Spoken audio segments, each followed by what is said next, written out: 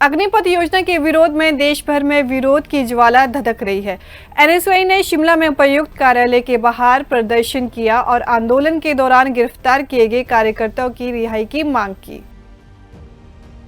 NSUI के प्रदेश महासचिव शुभम ने कहा कि अग्निपथ योजना का देश भर में विरोध हो रहा है। उन्होंने कहा कि पिछले दिन योजना के विरोध में बीजेपी के राष्ट्रीय अध्यक्ष के आवास के बाहर प्रदर्शन किया गया, जिसमें आरएसएस की निक्कर जलाकर विरोध किया गया, लेकिन इस दौरान कार्यकर्ताओं पर मामले दर्ज किए गए हैं। एनएसयूआई के राष्ट्रीय महासचिव पर गैर इरादतन हत्या का मामला दर्ज कर उन्हें सलाखों के पीछे डाल दिया गया है।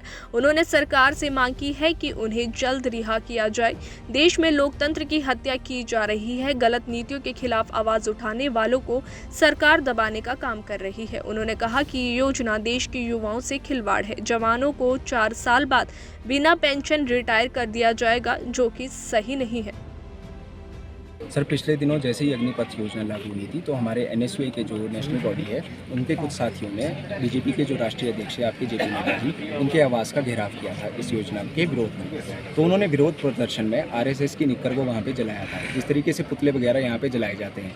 तो सर उसको वो जो धरना प्रदर्शन इन्होंने वहाँ पे किया था उसके तहत इन पे धारा 307 के तहत मुकदमा दर्ज कर दिया गया। धारा 307 आपकी जो होती है वो होती है गैर इरादतन हत्या का मामला। तो सर हमारी मेन डिमांड ये है कि लोकतंत्र में अगर कोई किसी का विरोध प्रदर्शन नहीं कर सकता तो ये किस तरीके का लोकतंत्र होगा। यहाँ पे हमारे साथियों के ऊपर धारा 307 लगा दी गई, उन्हें अरेस्ट कर लिया गया आज की तारीख में, और इनके जो फैमिली मेम्बर्स हैं उनको भी इस टाइम परेशान किया जा रहा है। तो हमारा जो मेन मुद्दा है सर, हम चाहते हैं सबसे पहले कि जो हमारा राष्ट्रीय नेतृत्व है उसमें हमारे राष्ट्र के जो महासचिव हैं एनएसयूआई के अनुशेष शर्मा जी, जो यहाँ पे पहले हमारे हिमाचल प्रदेश एनएसयूआई के भी प्रभारी रहे हैं, उनकी रिहाई जल्द से जल्द की जाए। अगर वो ऐसा नहीं करते तो हम यहाँ से हिमाचल प्रदेश से एक अपनी लहर चलाएंगे और दिल्ली भी कूच करने से नहीं घबराएंगे।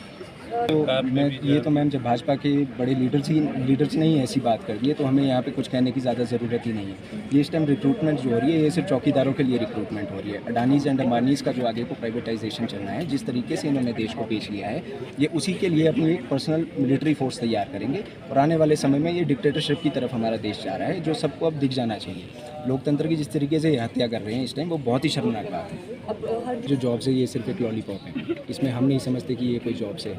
जॉब की सिक्योरिटी क्यों? इंसान जॉब इसीलिए करता है कि आने वाले समय में उसको पेंशन का एक वो मिले। जब इनको आपके विधायक और मंत्री पेंशन ले सकते हैं, जब ये नहीं छोड़ सकते तो आप इनकी पेंशन क्यों रोक रहे हैं? और इसमें मैम ऑफिसर रैंक में आपका ये हो रहा है, रिक्रूटमेंट हो रही है ऑफिसर रैंक में, सॉरी, आपकी अग्निवीर योजना लागू नहीं हो रही, ये सिर्फ जवान रैंक के लिए हो रही है। तो ऑफिसर रैंक वाले तो अपनी पूरी इसमें सुविधा लेंगे। आज की तारीख में मैं पढ़ रहा था जो बड़े बड़े ऑफिसर्स थे वो इसका समर्थन भी कर रहे हैं। पर और जो ग्राउंड लेवल के जो जवान होता है मैम, इसमें परसेंटेज का आपने देखा होगा, जवान एक आम परिवार से उठ के आता है, बड़ी मेहनत करता है, पढ़ने में भी जो पूरी तरीके से आपका इंटेलिजेंट ज़्यादा नहीं होता, वो बहुत मेहनत करता है। अभी पीछे जैसे भी एक वीडियो वायरल हुआ था जिसमें एक बच्चा कैसे दौड़ रहा था कि हम 2 साल से तैयारी कर रहे हैं आर्मी की।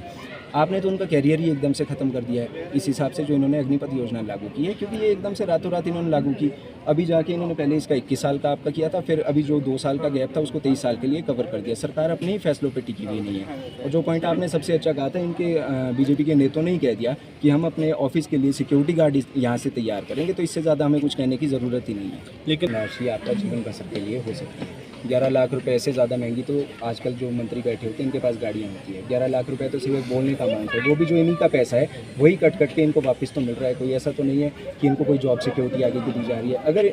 अगर इनकी पेंशन लागू होती तब हम समझ सकते थे कि 4 साल इन्होंने सेवा की। उसके बाद सर ये बात कर रहे हैं जॉब सिक्योरिटीज़ की। जॉब सिक्योरिटी क्या है कि जॉब सिक्योरिटी सर 25% जवान आपके हो जाएंगे अग्निपथ योजना से, आगे निकल जाएंगे, अग्निवीर बन जाएंगे। जो 75% आपके रिजेक्ट होंगे, जब वो किसी भी मल्टीनेशनल कंपनी या किसी भी कंपनी में वो आगे जॉब के लिए अप्लाई करेंगे, तो सबसे पहले क्वेश्चन क्या होता है कि आप वहाँ से रिजेक्ट क्यों हो।